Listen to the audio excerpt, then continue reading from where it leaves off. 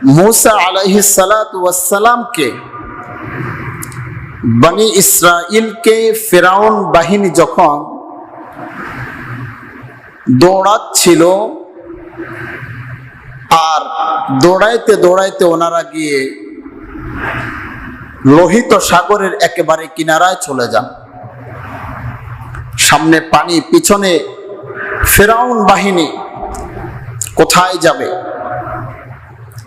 হতাশ হয়ে গেল मूसा আলাইহিস সালামের সঙ্গীরা।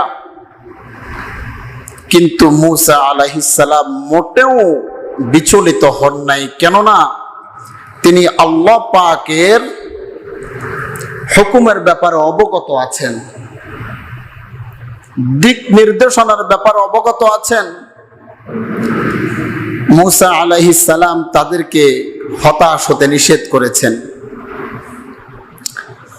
আর সামনে যখন লোহিত সাগর পড়লো, কোন দিকে যাবে? मूसा আলাইহিস সালামকে আল্লাহ পাক হুকুম করলেন, তুমি তোমার হাতে যে লাঠি আছে, লাঠি দিয়ে এই লোহিত সাগরে তুমি একটা আঘাত করো।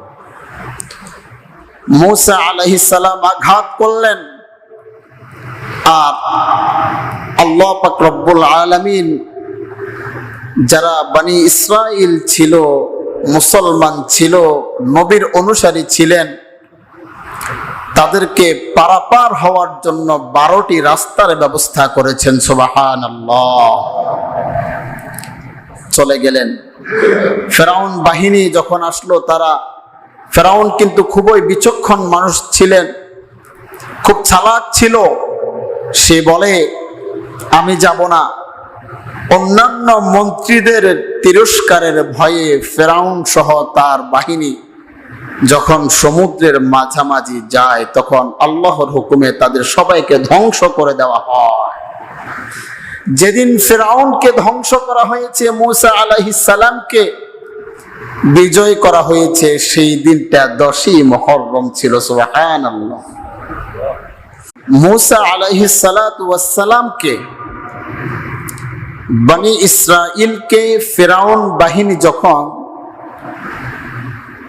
দৌড়াচ্ছিল, আর দৌড়াইতে দৌড়াইতে ওনারা গিয়ে লোহিত সাগরের একেবারে কিনারায় চলে যান। সামনে পানি, পিছনে ফিরাউন বাহিনী, কোথায় যাবে? হতাশ হয়ে গেল मूसा আলাইহিস সালামের সঙ্গীরা।